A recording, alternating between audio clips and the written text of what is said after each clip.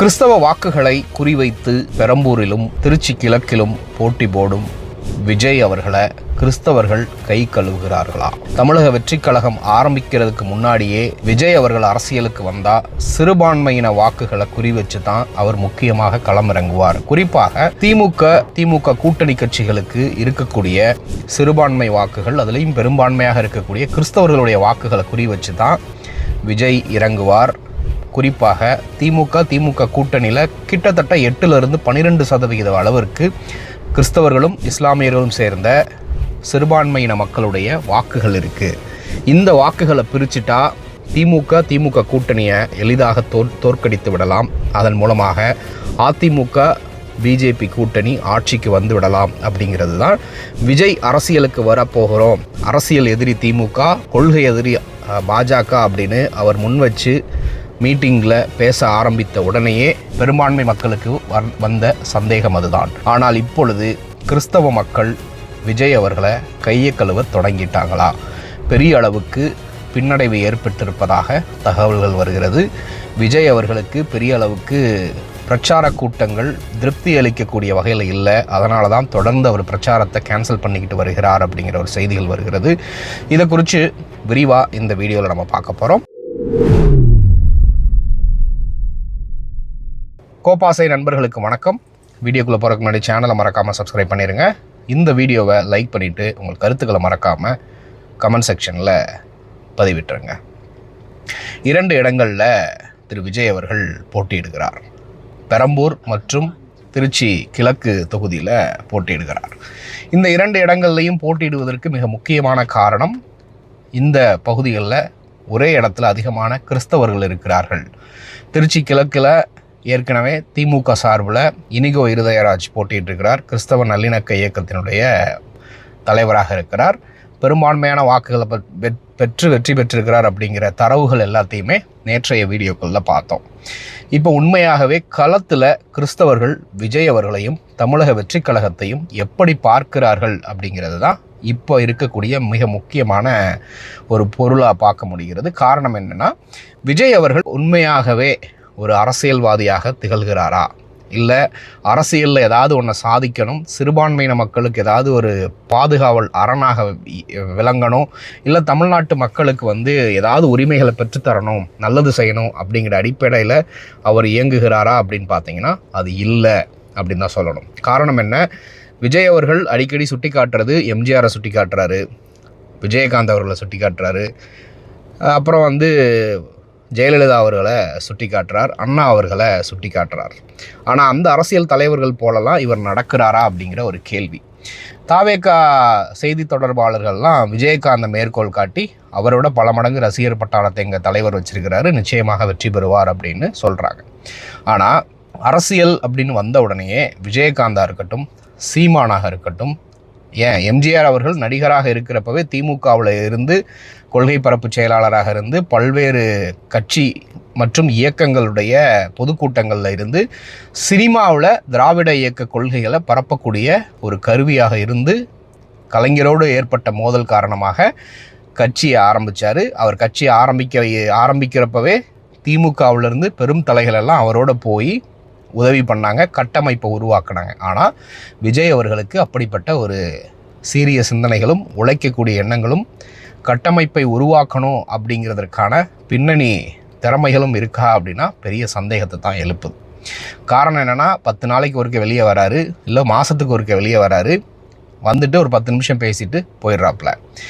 இது உண்மையாகவே BJP RSS அமைப்பு விஜய் அவர்களுக்கு கொடுக்கப்பட்டு நீ இஸ்லாமிய கிறிஸ்தவர்களுடைய வாக்குகளை மட்டும் பிரித்து திமுக கூட்டணியை தோற்கடிச்சா போதும் அப்படிங்கிற அடிப்படையில் விஜய் அவர்களுக்கு ஏதேனும் அசைன்மெண்ட் கொடுக்கப்பட்டதா அப்படிங்கிற கேள்வியும் வருது. அவர் கட்சி ஆரம்பிக்கப்பட்ட காலகட்டத்தில் பெரிய அளவுக்கு நானே பார்த்துருக்கிறேன். என்னுடைய நண்பர்களுடைய வட்டாரங்களில் குறிப்பாக கிறிஸ்தவர்கள் பெரும்பாலும் அவருக்கு ஆதரவு கொடுக்க போகிறதாக சொல்லிக்கிட்டு இருந்தாங்க. ஆனால் இப்போ அந்த நிலைமை எந்த மாதிரியான பொசிஷனில் இருக்குது அப்படிங்கிறது தான் ஒரு பெரிய கேள்வியாக இருக்கிறது. இப்போ விஜய் அவர்கள் உண்மையாகவே எம்ஜிஆரை போல இல்லை விஜயகாந்தை போல மேற்கோள் காட்டி பேசுகிறார் அப்படின்னா அவர்கள் மாதிரி இவர் நடக்கிறாரா அப்படிங்கிறது பார்த்தீங்கன்னா இல்லை அப்படின்னு தான் சொல்லணும். கட்சியில் எந்தெந்த இடங்களில் என்ன மாதிரியான வேட்பாளர்களை நிறுத்துகிறாங்க, அந்த வேட்பாளர்களுடைய பின்னணி, இதெல்லாம் 234 வேட்பாளர்களுடைய பின்னணிகளையும் கட்சித் தலைவர் தெரிஞ்சிருக்கணும்னு கட்டாயம் கிடையாது. நாங்கள் திமுகவுக்கும் அதிமுகவுக்கும் மாற்று சக்தியாக தான் நான் வரேன் அப்படின்னு விஜய் தன்னை கிளைம் பண்ணிக்கிறார் அப்படின்னா அது மாதிரி நடந்து கொள்ளுகிறாரா அப்படிங்கிற ஒரு கேள்வி வருது. காரணம் என்னென்னா, அதிமுகலேருந்து யாராவது கட்சியை விட்டு விலகி தாவேக்கு வந்தால் உடனே வலையை போட்டு பிடிக்கிற மாதிரி பிடிச்சி வச்சுக்கிறாங்க. பிஜேபியிலேருந்து யாராவது விலகி வந்தால் உடனே பிடிச்சிக்கிறாங்க. அவர்களுக்கு உடனே முக்கியமான பதவிகளை கொடுக்குறாங்க. திமுகவிலேருந்து வந்தால் உடனே எந்த மாற்று கருத்து, எந்த ஒரு மறுசிந்தனையும் செய்யாமல் உடனே அவர்களை உள்ள தூக்கி போட்டுக்கிறாங்க. அவன் பின்னாடி கிரிமினல் வழக்குகள் இருக்கா, போக்சோ சட்டத்தில் ஒருத்தன் கைதாகி இருக்கிறான், கஞ்சா வழக்கில் கைதாகி ஜாமீன் பெற்று வந்திருக்கிறான், திருட்டு கேஸ் இருக்குது, இது மாதிரி பல்வேறு குற்ற பின்னணி உள்ள நபர்களை கட்சியில் சேர்க்குறாங்க. நேற்று வரைக்க அதிமுகவில் இருக்கிறாரு, இல்லை திமுகவில் இருக்கிறாரு, இன்றைக்கி கட்சிக்கு வந்த உடனே அவருக்கு எம்எல்ஏ சீட்டு கொடுக்குறாங்க. இப்படி நடந்து கொண்டிருந்தால் அதிமுகவுக்கும் திமுகவுக்கும் அப்புறம் தாவேகாவுக்கும் என்ன வித்தியாசம் அப்படிங்கிற ஒரு கேள்வி. விஜய் அவர்களுக்கு பின்னாடி தமிழ் தேசிய சிந்தனை பேசக்கூடிய சீமான் அவர்கள் கட்சியிலேருந்து பெருமளவு இளைஞர்கள் இதுக்கப்புறம் சீமானை நம்பி பிரயோஜனம் இல்லை அப்படின்னு விஜய் பின்னாடி ஓரளவுக்கு கணிசமான இளைஞர்கள் வந்தாங்க. ஏன்னா அந்த காலகட்டத்தில் விஜய் அவர்கள் இலவசம்லாம் வேண்டாம் அப்படிங்கிற ஒரு கருத்தை பேசினார். ஆனால் இன்றைக்கி அவரே இலவசங்களை என்டோர்ஸ் பண்ணுற இடத்துக்கு வந்துட்டார் அப்படிங்கிறத பார்க்குறோம். அது மட்டும் இல்லாமல் ஊழல்னு அதிமுகவை குற்றச்சாட்டி பேசுகிறவர், அதே ஊழல், கிரிமினல் குற்றங்கள், பாலியல் குற்றங்கள், போதை வழக்கில் கைதானவங்க, அந்த குற்ற பின்னணிகள் இருக்கக்கூடிய நபர்கள் தாவேகாவில் சேர்றாங்க. அவர்களுக்கு சீட்டும் கொடுக்குறார் விஜய். ஸோ இது எல்லாத்தையும் பார்த்துக்கிட்டு இருந்த, கட்சிக்குள்ளே இருந்த விஜய் அவர்களை ஒரு மாற்று சக்தியாக நம்பி ஒரு குறிப்பிட்ட சதவீதியினர் எப்போவுமே சமுதாயத்தில் இருப்பாங்க. அவங்க விஜய் பக்கம் போனவங்க இப்போ எல்லாம் மிகப்பெரிய அதிருப்தியில் வெளியேற தொடங்கியிருக்கிறாங்க அப்படிங்கிறத பார்க்குறோம். விஜய் அவர்கள் ரோட் ஷோ போனாலோ இல்லை பிரச்சாரத்துக்கு போனாலோ ஒரே இடத்துல, குறுகிய இடத்துல அனுமதி கேட்டு விண்ணப்பிக்கிறாங்க. அதே மாதிரி மற்ற ஏரியாக்களில் இருக்கக்கூடிய இளைஞர்களை வர சொல்லி கூட்டத்தை கணக்கு காட்டுறாங்க அப்படிங்கிறத பார்க்குறோம். முழுக்க திமுக அரசு கையில் நிர்வாகங்கள் இருக்கிறப்ப ஈஸியாக திமுக அரசை குறை சொன்னாங்க. ஆனால் இன்றைக்கு எலெக்ஷன் கமிஷன் கையில் இருக்குது. திமுக அரசு ஒரு காபந்து அரசாக இயங்கிக்கிட்டு இருக்குது. இந்த நேரத்துலையும் ஆதவ அர்ஜுனா போன்றவர்கள் திமுகவை தான் குறை சொல்லிக்கிட்டு இருக்காங்க அப்படிங்கிறத பார்க்குறோம். இந்த மாற்றத்தை விரும்புகிற ஒரு குறிப்பிட்ட பீப்புள் பார்த்திங்கன்னா ஒரு 3-4% இருக்காங்க. அப்படின்னா அவர்களுக்கு என்ன மாதிரியான வாக்குறுதியை தாவேகா கொடுக்க போகிறது? இது எல்லாத்தையும் தாண்டி உண்மையாகவே கிறிஸ்தவர்களையும் இஸ்லாமியர்களையும் கவருவதற்கு திமுக மற்றும் அதனுடைய கூட்டணி கட்சியில் குறிப்பாக காங்கிரஸ்லேருந்து அவருடைய வாக்குகளை பிரிக்கிறதுக்காக விஜய் வந்திருக்கிறார்னா அவருடைய செயல்பாடுகள் எப்படி இருக்கிறது அப்படிங்கிறது தான் கேள்வி. இன்றைக்கி வேட்புமனு தாக்கல் பண்ணுறப்பையாக இருக்கட்டும், வேட்பாளர் அறிவிக்கிறப்பையும் பார்த்திங்கன்னா இதுவரைக்க அவர் பயன்படுத்தாத வார்த்தைகளெல்லாம் பயன்படுத்துகிறார். ஜோசப் விஜய் அப்படிங்கிற வார்த்தையை பயன்படுத்துகிறார். இதற்கு முன்பு உண்மையாகவே இவர் கிறிஸ்தவராக ப்ராக்டிஸ் பண்ணுறாரு, கிறிஸ்தவ நம்பிக்கை இருக்கிறது, கிறிஸ்தவ மக்களுக்காக போராடி இருக்கிறாரா அப்படின்னா இல்லை. எத்தனை முறை தேவாலயத்துக்கு போயிருக்கிறாரு. சமீபத்தில் இந்த ஒன்றிய பிஜேபி அரசாங்கத்தில் மூலமாக மிகப்பெரிய அளவில் வன்முறைகள் கட்டவிழ்க்கப்பட்டது. இவர்கள் வேடிக்கை பார்த்துட்டு இருந்தாங்க. பிஜேபி அரசு வட மாநிலங்களில் கிறிஸ்மஸ் கொண்டாட்டங்களை சங் பரிவார் அமைப்புகள் பெரிய அளவுக்கு தொந்தரவு பண்ணாங்க. அதை கண்டித்து ஏதாவது விஜய் அவர்கள் அறிக்கை விட்டாரா? திருப்பரங்குன்ற விவகாரத்தில் என்ன மாதிரியான ஸ்டாண்டை விஜய் அவர்கள் எடுத்தார்? இப்போ வரைக்கும் அது ஒரு கிளாரிட்டியான ஒரு பொசிஷனை அவர் சொல்லவே இல்லை. அது மட்டும் இல்லாமல் இன்னும் பல்வேறு சம்பவங்களை அடுக்கிக்கிட்டே போகலாம். இவர் எந்த மாதிரியான நிலைப்பாடுகளை இதற்கு முன்பு எடுத்தார் அப்படிங்கிற ஒரு பெரிய கேள்வி இருக்குது.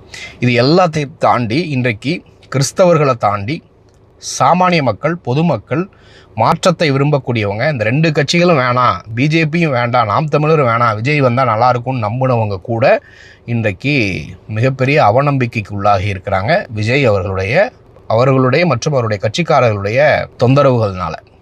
ஏன்னா விஜய் கட்சி தொண்டர்களை கண்டிக்கவும் மாட்டுறாரு, அந்த கட்சி தொண்டர்களை ஒழுங்குபடுத்துவதற்கு எந்தவித நடவடிக்கைகளையும் எடுக்கவும் மாற்றாரு அப்படிங்கிறது தான் இன்றைக்கு சாமானிய மக்களுடைய மிகப்பெரிய கவலையாக இருக்கிறது. அடாவடித்தனம் பண்ணுறாங்க, அழிச்சாட்டியம் பண்ணுறாங்க, பெண்களுக்கு எதிராக சமூக வலைதளத்தில் கண்டமானிக்கு எழுதுகிறாங்க, விஜயினுடைய சொந்த குடும்பத்தை பற்றியே அநாகரிகமாக பேசுகிறாங்க. ஆனால் இப்போ வரைக்க விஜய் அவர்கள் நம்ம தொண்டர்கள்னால் ஒரு டெக்கோரம் இருக்கணும், ஒரு ஒழுக்கங்கள் இருக்கணும் அப்படின்னு எந்த கடிதமும் எழுதியதாக பார்க்கவில்லை.